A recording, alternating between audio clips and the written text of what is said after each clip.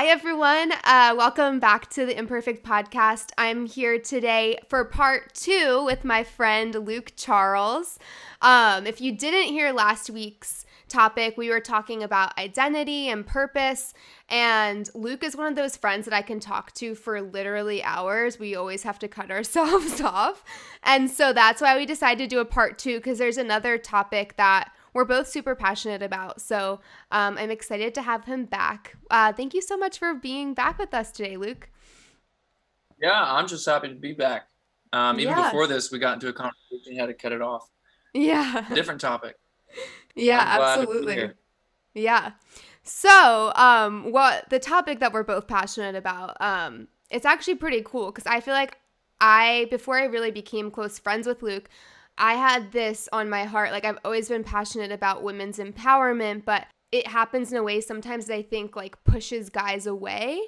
And I think that Luke, you have such a healthy perspective on both masculinity and femininity and like how the two can support each other. And I just feel like the way that I felt about women's empowerment from a female's perspective, you have a similar perspective, but from the guy's side. So that's Yeah, where it's like really interesting. Anyone that's listening, I'm like, we can pick Luke's brain on all the dating male advice that we want. But that's kind of where we're going to head today. I think the thing that actually started this conversation between us a few months ago was because I saw you posted something on Instagram that so resonated with me because, like I said, it was kind of like the male perspective on what I have been feeling for so long. And it was talking about that as a woman, when you're doing the work and you're leveling up and you are not willing to settle for being treated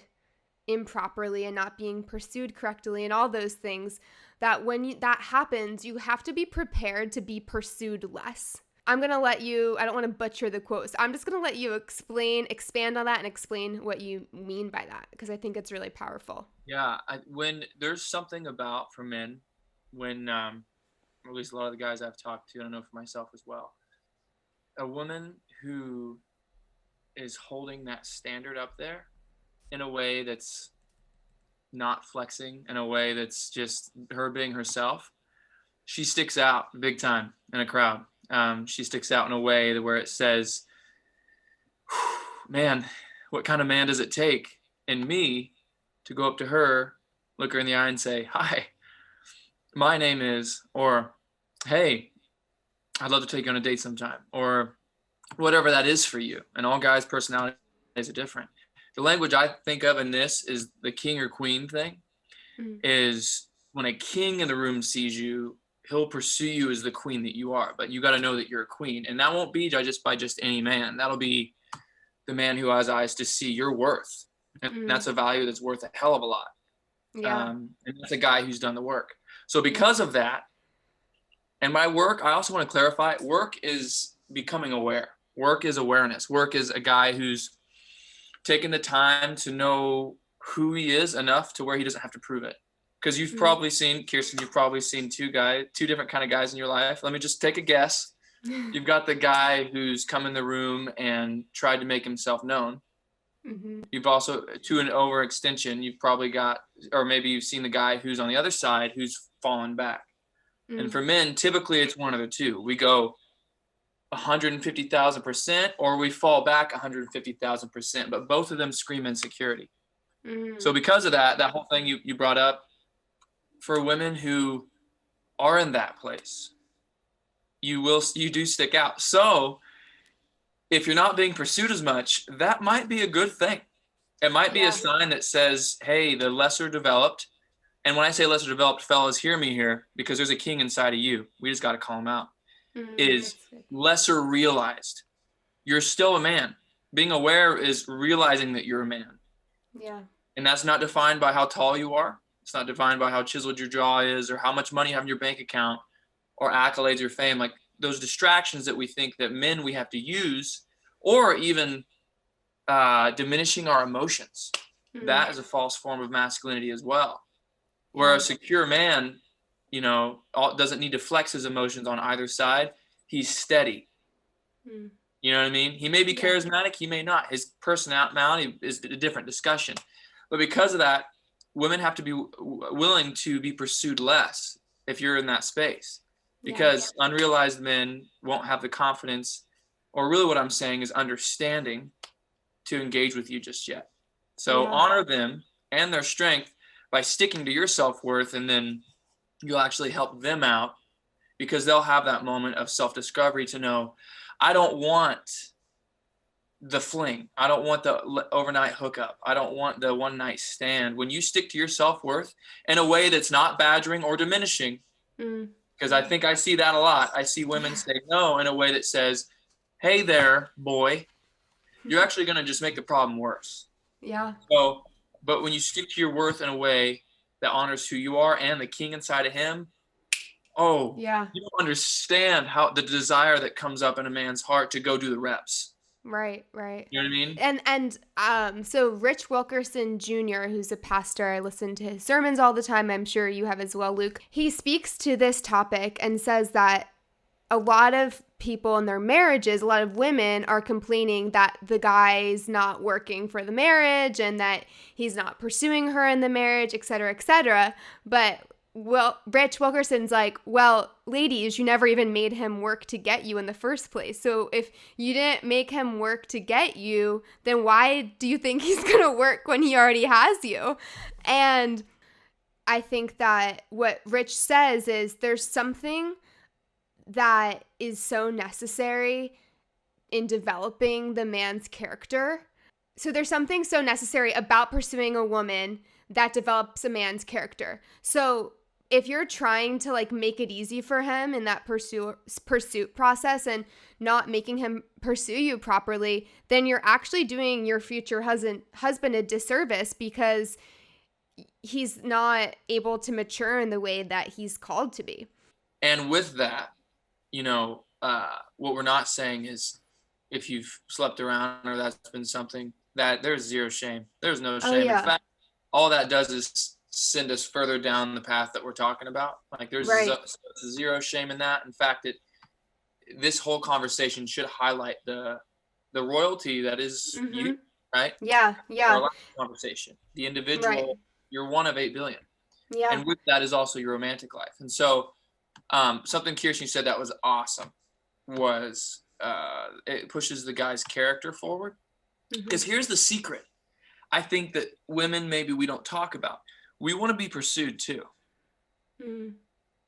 We want to know that we're enough. Now, I can tell you too, one of my insecurities that I still struggle with is, am I enough? Am I a man enough? The thing that we're talking about, I'll be vulnerable and say, you better believe a voice will come up in my head where I meet a failure in life. A bill looks like it might be tough. You name it, I might be gaining weight. I don't know. You name it what it is. And an insecurity is, will I be enough for myself, my wife, my family? It pops right in like that. And so for men, our greatest gift we can offer you, there's many, but is being trustworthy, our character. And that whole conversation is so important because underneath all that, we want to be pursued too. So when you say to a standard, it pushes our standard out there as well. And then so, because we're hoping too, that you'll look at us and say, hey, King, Yeah. You're enough. Yeah. And so, Yeah, and I'm glad that you brought up that about there's no shame about sleeping around. For me, this women empowerment movement a lot of times becomes synonymous with be a man, sleep with who you want, go do you. And it creates this, we're in a hookup culture. That's the images that we see on TV and the media. I actually have an excerpt here from a documentary called Liberated, and it's about the hookup culture in America and how it's so dangerous, and that's why we see sexual assault cases at an all-time high. And so this quote is by Robert Jensen, who's a professor of media and ethics. He says, a sexually coercive landscape in which men are socialized into taking sex from women, women are socialized into capitulating to it as part of a normal social scene, and then the terrain in which sex moves forward is extremely difficult and extremely dangerous, especially for women. This is the culture in which sexual intrusion has become normalized. And it's true. I mean, I feel like we put on girls, as a society, we put on girls that like your value becomes validated when you have a man. And for men, we tell them your value becomes validated when you have sex with everyone you want to. And so it's like women are being told to give, men are being told to take, and then add alcohol to that situation.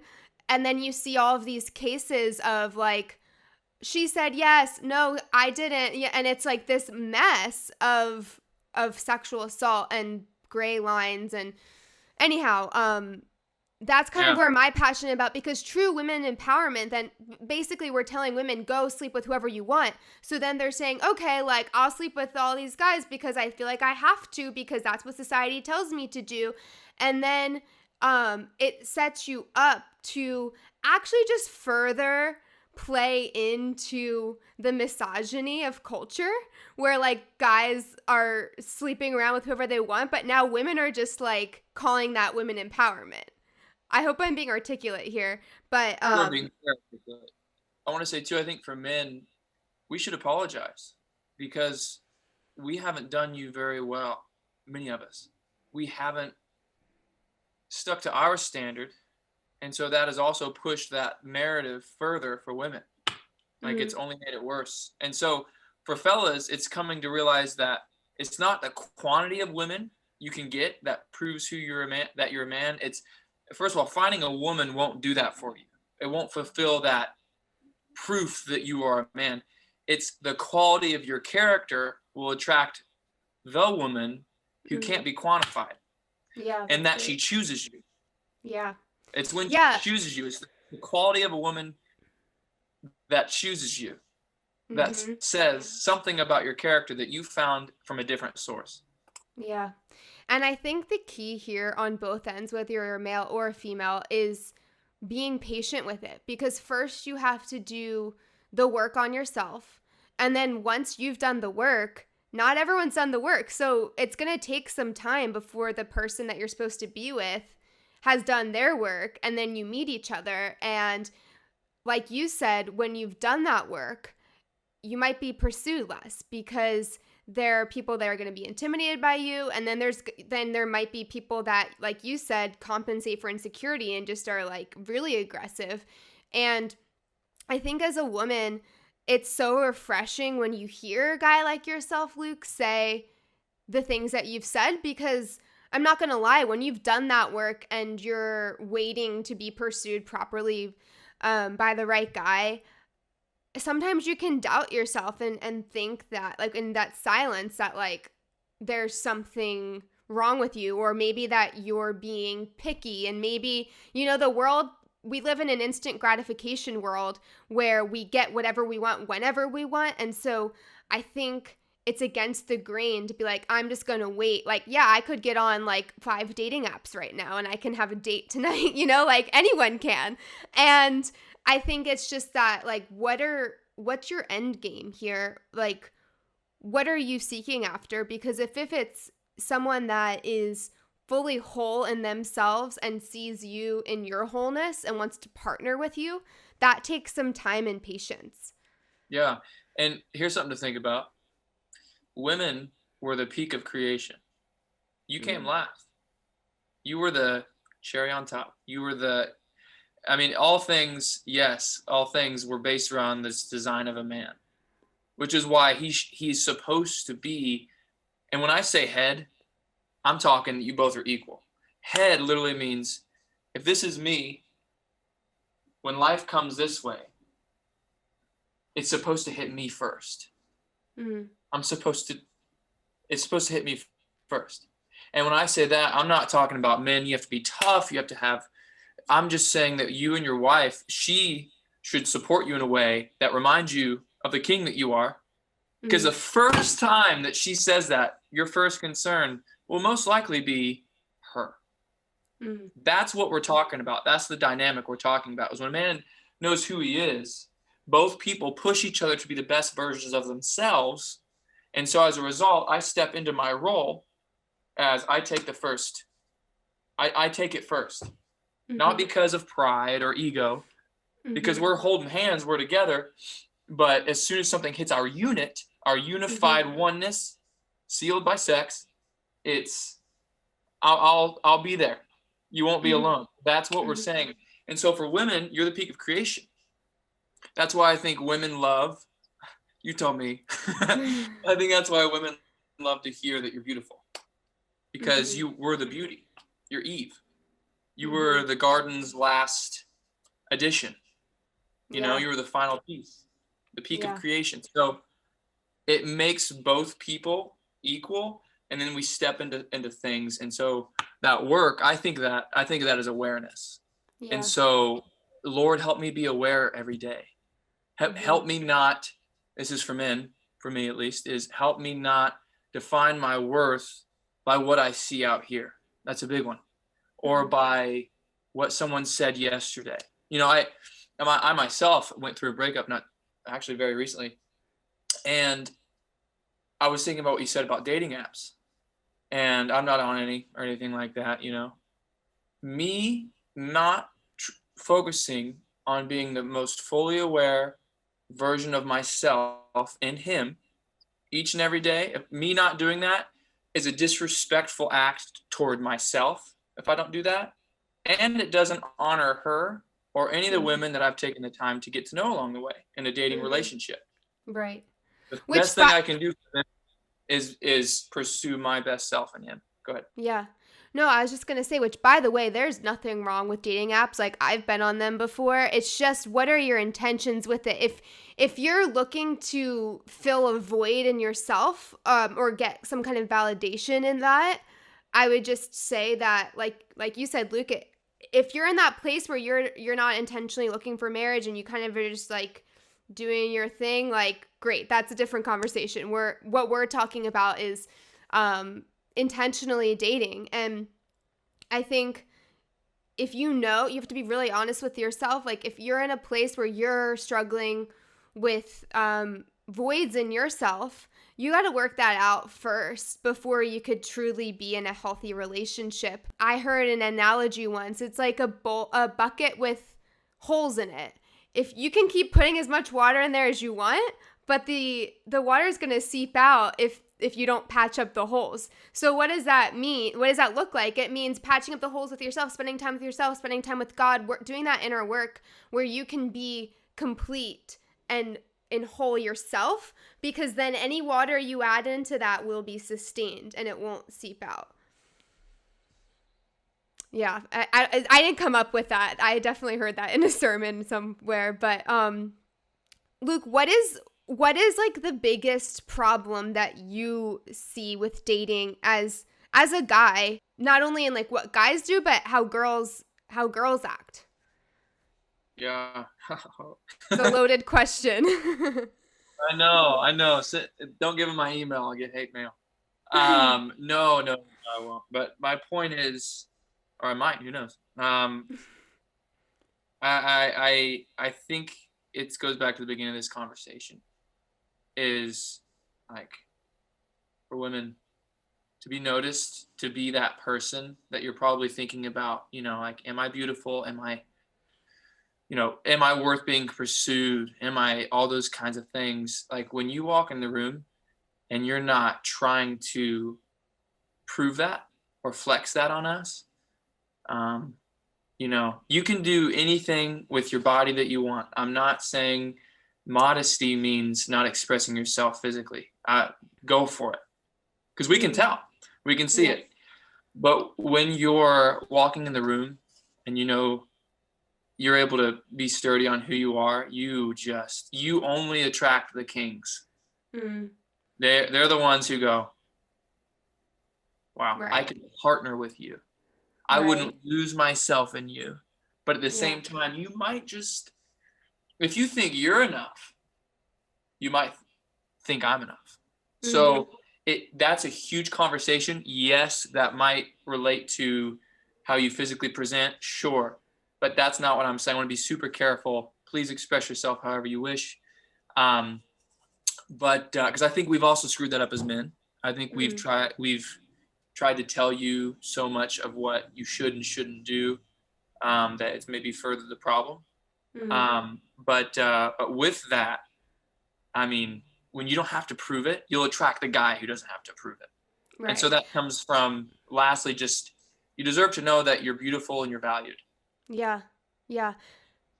Yeah. I think getting to like the expression of it and even like dressing, it's like, again, it all comes back to what are your intentions? Because it's like, if you want to show some skin because that's an expression of you and your femininity, and that's just like you being fully in who you are and owning that, like that's amazing and that's beautiful. If you're dressing up a particular way because you think it's what men want to see, or that's how you're going to get more attention, like you said, Luke, like you will get attention. It might just be from the wrong people. And again, there's no shame either way. I just think in all of this, because it is such a nuanced conversation, there's so much gray space. There's no black or white with it. It really is so situational. It all comes back to like your heart posture and what your intentions are. And because I think when you have your intentions right, then you can actually steward and guard your heart more, if that makes sense. That's actually something that's really been on my heart a lot recently. It's like, I actually think Chelsea Smith, our pastor, her and Judah were doing like a Marriage Monday chat, which they do on Instagram. And she was talking about how the Bible says to guard your heart, but like the operative word there is guard, not protect. So it's actually God's job to protect your heart. And if you think of like a guard at a building, they still let people in. They're just intentional about who am I letting in. Whereas, and by the way, you let those people in, they still might trash the building, but you are intentional with letting them in. There's still that risk. But I think sometimes when I think of guard or protect, I think of like a wall going up. Guards still let people in. So that word guard is not telling you that you should put this wall around yourself. Because I think for me, I've sometimes taken intentional dating and I've been like, I gotta be boundaries. And then I don't let anyone in because I'm actually underneath it all scared of getting hurt. And so, like I said, it's all these, there's always a nuance. There's always gray space in all of it. I think too, you brought something up in my mind. I want to speak to the bad boy. I want to mention the bad boy because he's ideal for the guys want to be him and the girls tend to fall for him too, I think. Let's talk about that. Once a man knows he's a man, he becomes dangerous in a good way. In a good way. Interesting. He'll take risk. He'll fight for you and he'll step up and he'll rise to the occasion. That's a bad boy. You know? That's so interesting. Yeah. You know what I mean? So, and I'll say that again. Once a man knows he's a man, and when I say knows, I mean, I don't have to prove it. It's not, oh, now that I know it, let me get it out there. It's, I don't have to prove it, so I'll let it naturally come. You know, that's called a gift. That's called being yourself and him. And he becomes dangerous in a good way.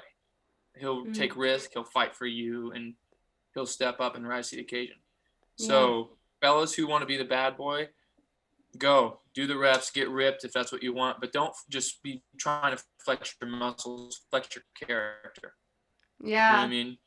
That's a quote. Don't flex your muscles, flex your character. I actually have another question for you though, because you brought up something interesting before about how guys want to feel pursued. And I've actually heard that before. And so sometimes, but here's the thing. Here's where I've gotten in trouble before is, okay, guys want to be pursued. And also, I'm an Enneagram on the 3. Or I'm a 3 on the Enneagram, which means I'm the achiever. So when I know I want something, like, I feel like I have to do something to get it, right? And so that becomes challenging in dating when you know that you're supposed to be pursued, but you want to show you want to make them feel pursued, but like, you know where I'm getting at here. Where's the line? How can a girl make a guy feel pursued without doing the job for him? Let him come to you. And once you see his fruit, that means no innuendo. I mean, literally see his fruit. Um, I was like, at first I was like, wait, what? Oh, okay, got it. Continue. yeah, I know. Because that actually be a great another podcast on sex and like how Mm-hmm. what that is actually is and how awesome that's supposed to be. Mm-hmm. That's another combo. But once you see his fruit, and so by that, what I mean is just simply, I'm going to go back to that character thing, and also his heart, his mind, who he is beneath anything else. Like, you show up to his place. I'm just giving one example. You show up to his place, and you picked him up a coffee, and you like wrote him something, or whatever you express love. You kind of come after him a little, or you ask him on a date. Oh my gosh. That's like if I'm hearing this correctly, Yeah. he has to initiate with clarity, and then you can reciprocate. 100%. Now, I also don't, I want to be clear too. I 100% agree with that. I don't think it's wrong for a woman to ask a guy out on a date. I don't think that's wrong. Yeah. I think it's, again, about, because each situation is different. Mm-hmm. It's because that's also a bold move that says Yeah. something to a guy. Yeah. Like if you ask out someone on a date, it clears the air real quick on what his intentions are. Go ahead. Yeah. No, that was actually my next question for you was, do you think a girl can ask a guy out? Which, like, by the way, anyone that's listening, all of this is like our opinion and also just kind of how we see the world as like Christian. We're both Christian. You don't have to believe what we believe to be engaged in this conversation. And there's no shame if like you don't agree with what we're saying. We just this is kind of what we've found to be a healthy guide in dating, because trust me, I have done it the wrong way totally, and that's just led to a lot of destructive behavior and just like destructive thought patterns in my life. And so having conversations like this and being surrounded by community like Luke has really helped me just have a healthier image of myself as well as dating. And yeah, so I just kind of wanted to throw that disclaimer out there. It's like, this is completely our opinion, so you can disagree with us. Because I think there really is something awesome about a woman going out there and getting what she wants and asking a guy out.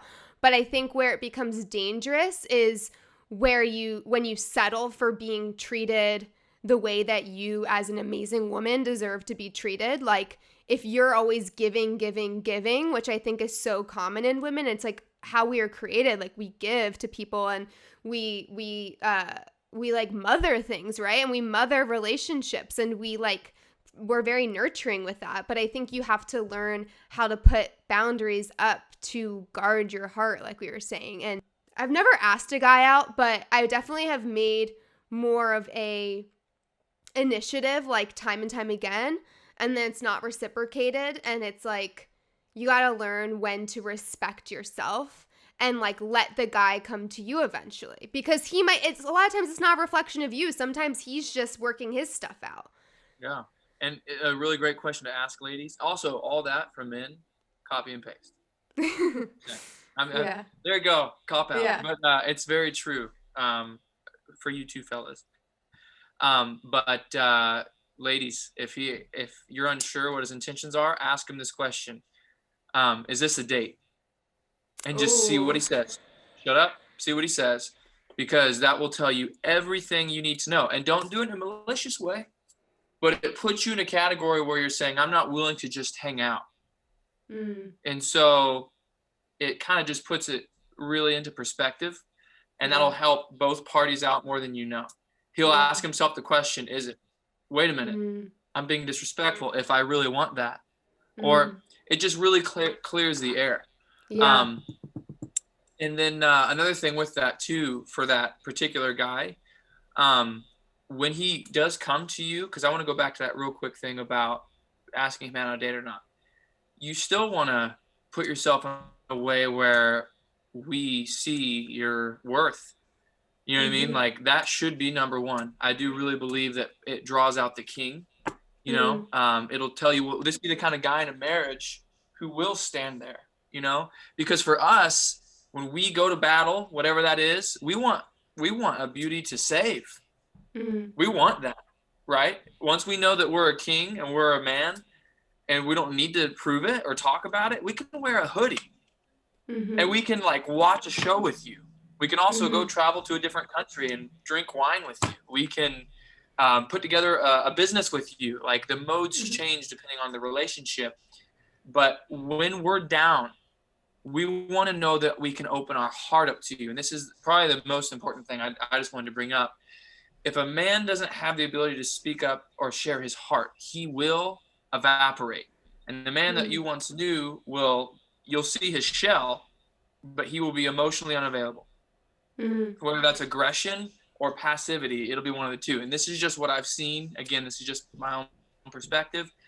But we want to know that you'll be with us to remind us who we are, you know, that we are indeed good enough, and you'll be there to give us a kiss on the cheek and say, you're doing so good. Yeah. I mean, whatever that is. Yeah. But also not baby us up. So Right. Yeah, no, that was my question. Like, what do you think it is that leads a guy to being a shell of himself and evaporating? Is that like not creating a space for him to be vulnerable? Is it domineering? Like, what? Can you just expand on that a little bit? 100%. It's not creating a space, however it looks, for him to be reminded of his value. Sometimes he does need a word of, hey, let's do this. Sometimes he needs a place to just express himself. But it's wherever there's a space where he can't be vulnerable and he can't be reminded of his value. That's really what it is. Does that make sense? Absolutely. And I love Brene Brown. She studies vulnerability. That's like her main thesis, and that the definition of courage cannot be without vulnerability. So like you need vulnerability to be courageous. And I think a lot of times people look at vulnerability as weakness, but being able to be vulnerable is actually like the bravest thing you can do. And I've found that being vulnerable in my relationships and friendships like unlocks vulnerabilities in others, and it allows them to be vulnerable. And that's kind of like the heart behind the name of my podcast, Imperfect. It's like we all have imperfections. We're all trying to figure this out. Like as much as we want to like flex and be cool and dating, like we're all just broken people, and like we need to be reminded of our value by each other and our friends, but especially in relationships. And so I think the more we can be vulnerable, then the more then we can build each other up. Because if you think everyone's just good all the time and like, oh, he's over there killing it, he's strong, he never has any bad days, then you might not create that space. And then that's where miscommunication comes in, and miscommunication is the death for any relationship. So, and for men too, like in this conversation, this is when he'll come to your side, he'll speak truth, he'll share his heart, and he'll trust you. When you can have this conversation with him. And you're going to know before you get in the space of, because I know for some women, they've brought up to me, well, I don't want to be in a marriage where I feel like I have to be the parent or baby him. No. That's what dating is for. That's what this whole precursor is for. Because then when you get in a space, you'll be so excited to remind him who he is, because he's doing the same for you. Yeah, exactly. It comes down to like adding value to each other, and like we were saying before, like it being a reciprocal thing. Like it has to be a two-way street. And that's actually what Brene Brown talks about, is that vulnerability actually creates connection.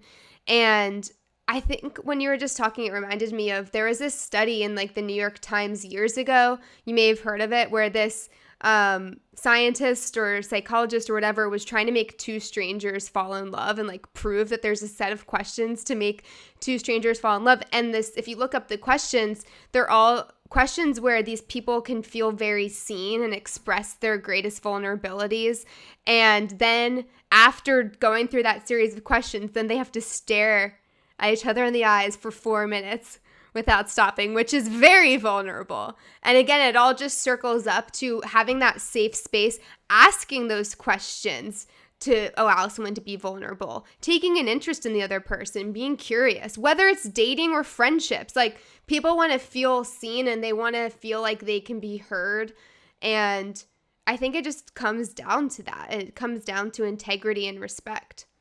I think brotherhood and sisterhood are just as important. I think we sometimes, especially in the church and outside of it too, really, whether it's marriage or a romantic relationship, we put that above our brothers and sisters. And there is a oneness to that. But like your brothers, fellas, your sisters, ladies, that you get a chance to really be in a community where you discover yourself and you get to discover so much about who you are. And there are men in my life, fellas, who when I'm with them, they remind me who I am, and it highlights to me what I'm looking for in a wife. You know? And that's with my fellas. Yeah. That's actually, I love that you said that, because I have a few of my really close friends, like we've all been in this like extended season of singleness where we're all like, we feel like we've done the work. We feel like we're ready for that like intentional relationship, and nada, you know? And so, but like, I've been so blessed by these amazing intentional female friendships. And I think that there's something really beautiful about having those intentional friendships, that you learn how to be a good friend. And you need to learn how to be a good friend for your husband too. It's most important. So I think that there's so much that you can learn from any relationship. And I think anyone that is single and frustrated about it that's listening to this, A, I'm right there with you, and B, I think that there's something really sweet to this season of singleness where you can lean in and like water those friendships, because once you meet your person, it's over. Like, you're not going to have the same time you did to just, I just went on a road trip with my best girlfriend to Big Sur this weekend. Like, just picked up, no strings attached, just went, you know? And I think a lot of like married people like crave those days. And so the grass is always greener. Yeah, I've told a couple of my guys, this is vulnerable. I want to just show up one day, like with my wife, and just be like, hey, here's a ticket to France. I'll see you at the airport. And just, like, I want that. I want that. Or just, hey, I'm at such and such market. There's a wine glass with your name on it. Or I'm a bourbon guy too, so I'd probably have bourbon. But that adventure, right? Right. I do think that in that, the person that we're with should actually, in a marriage especially, we shouldn't have to sacrifice. Of course, time will be limited. I'm not saying that at all. This is your person who you're one with. But it should not cause you to have to sacrifice your inner circle. Right. If there is that, then maybe you should assess the relationship and you in it. Yeah. No, I completely agree with that. What I meant by what I said was just like your time priorities and your availability becomes very different. And that's a good thing. Like, every season is different, and like and I think we're supposed to enjoy and be present in the benefits of that season. And I think a lot of times we like to look to the thing that's lacking in that season. But what I've just been learning right now is to look at what are the things right now that I'm actually overlooking and taking for granted, because, you know, down the line when life looks different and I am married, like, I'm not going to be able to have the same kind of time that I have right now to do things as by myself. And so I think there's something to be learned in every season. But also, I think before what you said about, this is cycling back a little bit, but about asking, is this a date? I love that you said that, because I feel like there's so much mixed messaging to women about like be bold, but don't be needy. You don't want to be that crazy girl that's like, and then it's like, I think sometimes, at least me, I've gotten in my head about like, how bold can I be? And I think it comes down to knowing your value and like not needing permission to speak up for that value, whether you're a guy or a girl, because I think a lot of times women can play games with guys too. And I think to 100%, I think we are what we attract in many ways. And I think for that too, for a woman who may be attracted to a guy who may have more of a rugged, like hard, maybe bad boy element to him, but he's got a really big heart. He's not just super nice. He's not just this. There may be that desire for a man who is willing to like work hard, but also he's smart, he's intelligent, he's loving. I think that really boils down to fellas like being kind.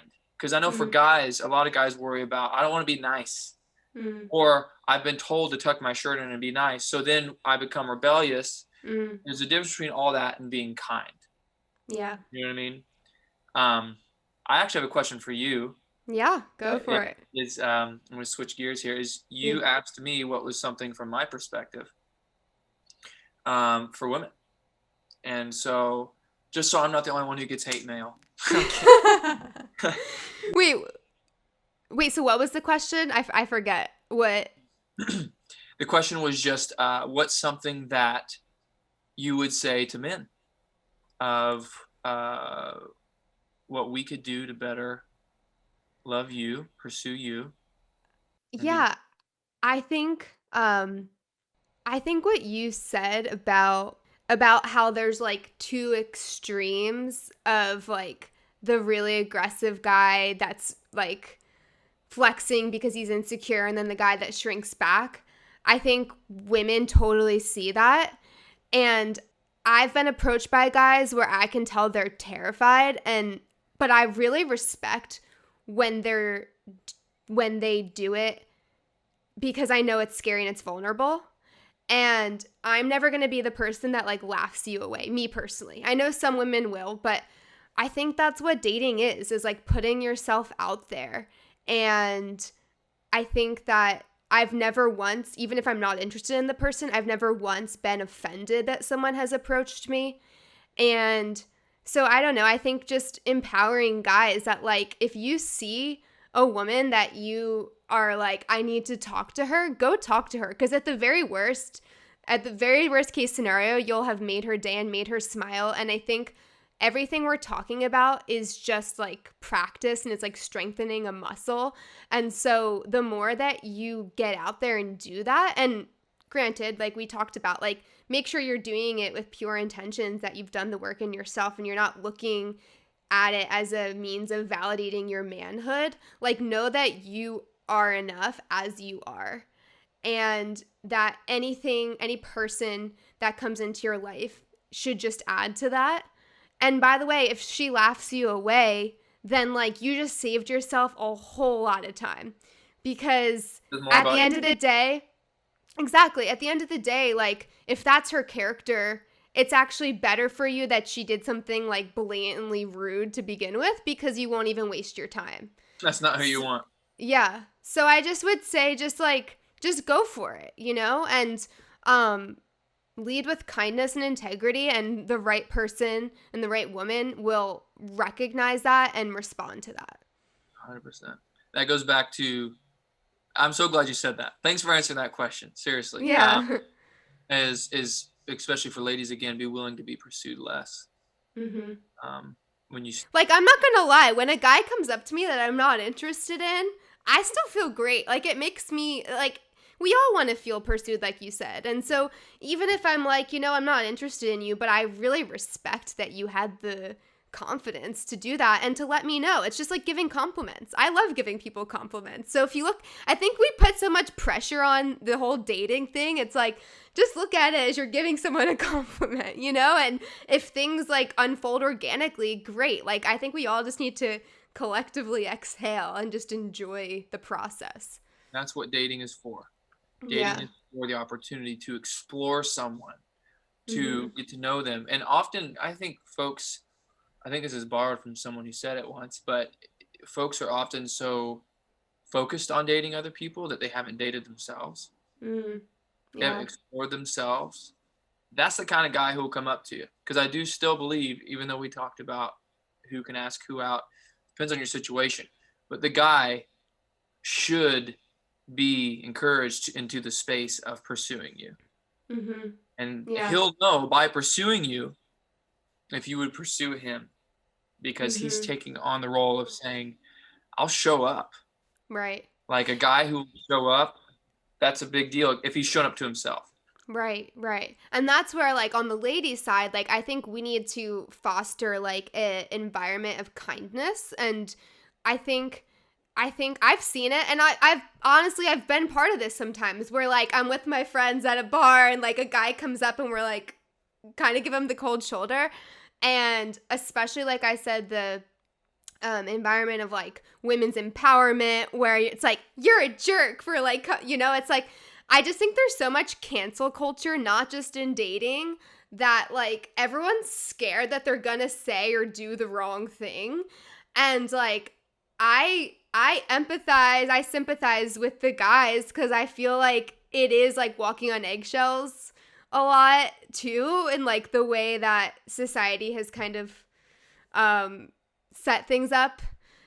I don't know if that makes sense, but I just think we all have to be better about, like, kindness and respect, and allowing the space for people, both male and female, to, like, flourish.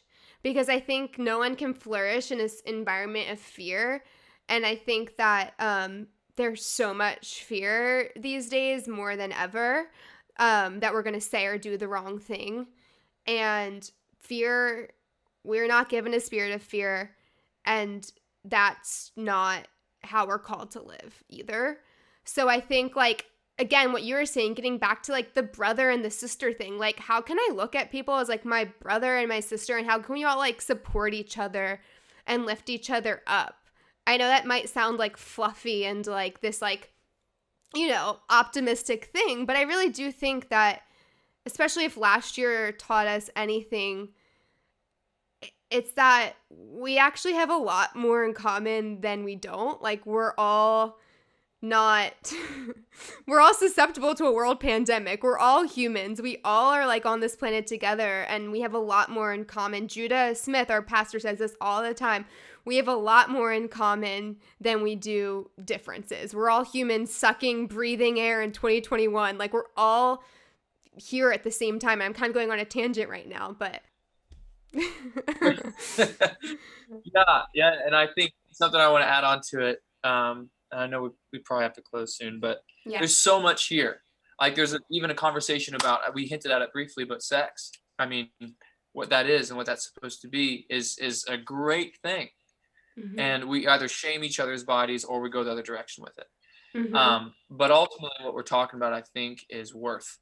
Mm-hmm. Kindness does not mean you have to be vulnerable in the sense of losing yourself before it's premature. We're not taking Mm-hmm. the bread out of the oven before it's ready. We're not Mm-hmm. telling the guy who comes up to you, or guys, vice versa, that you have to now be best friends with this person because Mm-hmm. we're not saying that. Kindness is different. Kindness is a posture of acceptance, but also Mm-hmm. security. Yeah. Jesus was kind. Yeah. Like, the dude he redefined what meekness was. He was always in charge because he walked in the room and he knew who he was, and he would sometimes say it, sometimes Mm-hmm. not say it. You know what I mean? Yeah. I'm glad you said that, because I think I've really struggled as a woman with being kind, but being too kind. Like I just said, like, oh, I want everyone to feel comfortable, like, whatever. But some guys, unfortunately, will take advantage of that. And so I've learned the hard way, you can be kind while still setting boundaries. And again, getting back to Brene Brown, she talks about how you actually can't be compassionate without setting boundaries. Because if you don't set boundaries, then it will lead to resentment or being hurt or whatever. And then you can't be compassionate if you feel bitter towards someone. And so I can't, like, love the person and be kind to the person that is maybe trying to take advantage of my time and my energy if I'm not setting boundaries. If I set those boundaries firm, then I have nothing to be bitter or resentful about. And I think sometimes I've been afraid as a woman to like set those boundaries and be mean or be labeled bad. I'm not going to say it, but just like nasty misogynist words. Like I've been called all those things. And so it makes you want to shrink back and be like, and not own your power. But I think as a woman, and you ladies listening, you need to set your boundaries, but you can do it in a way that is full of grace and kindness. Well, a question for you. Yeah. This is a question that I ask some of my, I coach some younger fellas, but it's a great question. If you could go back and have a conversation with 10-year-old Kirsten, what would you tell her? I asked you this last time. You did? Yes. No, I love it. The reason why it's a great question. I may have answered this last time, so I'll try to give a variation on it. I would have told 10-year-old Kirsten that it's going to be okay, that she's enough, because this is a shameless plug to listen to last episode if you haven't, but the thing that I've struggled with my whole life is striving and feeling like I need to do more, I need to be more, I need all the things. And yeah, I would just tell 10-year-old Kirsten that she's going to be fine and to just like have more fun. Just enjoy it. Like, again, getting back to that, like, you always want the grass is always greener. Like, being a 10-year-old was so free. You didn't have to worry about a lot of things. But weirdly, I was a weird 10-year-old, I put a lot of stress and pressure on myself. I didn't like play and adventure and enjoy being a 10-year-old as much as I could have. And I think there's something that rings true about that for 25-year-old Kirsten. I just turned 26, actually. I keep saying 25. I'm 26 now. But 26-year-old Kirsten, like, still, like, having that sense of, like, adventure and childlike joy. What about you? I already asked you this question, so we'll see if it's the same. So what I said last episode, go listen to that. Okay. Well, no, I actually do want to have an updated question on this, like a spin for this episode. What age were you when you first started dating? I started dating. Yeah. Oh my gosh, 13. 13. Okay. So what would you tell 13-year-old Luke about dating? Oh man. I would tell him that you don't have to try to prove that you're a man. I would tell him that I would look him in the eye and I would tell him that he's enough. I would tell him, frankly, go on the journey of stepping into who you already are. I would really encourage that. At that age, I was overweight. I was just prior to being bulimic in my life. Thought I needed to lose weight to be attractive. I was made fun of for it. I mean, this is a whole other dialogue to get into. I started singing. I was told I was tone deaf at the time. There was a whole bunch of stuff I was going through. I went through some abuse at the time. There's just so much going on. And so for that young fella to know that he was enough, like that's frankly, and that he's a man, like I would want to bestow some of that on him and just encourage him to take that journey. Big time. That would be the biggest thing before dating, before anything else. I fell into a trap of trying to find that worth in a person, and ultimately I would hurt the other person. So I actually want to read thank you for sharing that. I want to read this quote from Jenny Allen. She has a book. She has a lot of books, but one of her books is called Nothing to Prove. And it's a lot about this, like, not striving and basically saying that if we connect with people and we don't connect with God, or like whatever that is for you, even just like spending time with yourself and like doing that inner work, we end up asking people to be our enough. People will always eventually disappoint you, and only God has the resources and ability to exhaustively meet your needs. When we begin to find our deepest, most fundamental needs in God, we can go from using people to meet our needs to enjoying people despite the way they disappoint us.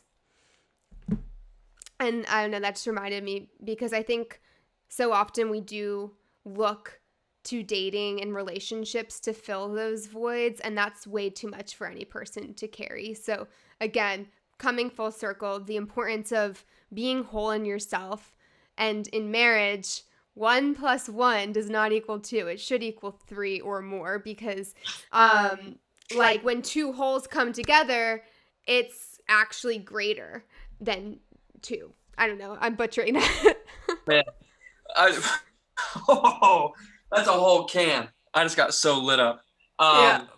Hit record. Let's start over. No, but really, like I think the dream. I know I dream of this is, and for men who are stepping into this space, who's developed the eye for a queen, who knows she's a queen at her core, like we want to come up with someone who, when we get together, we become more than 2. You already said that. Mm-hmm. And I want to highlight too, I know we're going backward a little bit, but at the core of this is a desire for men. We want to be believed in. Mm-hmm. Like if you believe in us, and I'm not saying to believe in a guy who hasn't done the work, who hasn't done this. That's why you date. You discover that person. Mm-hmm. But we want to be believed in. Yeah. And I think that goes down to like that. We want to be more than 2 with you.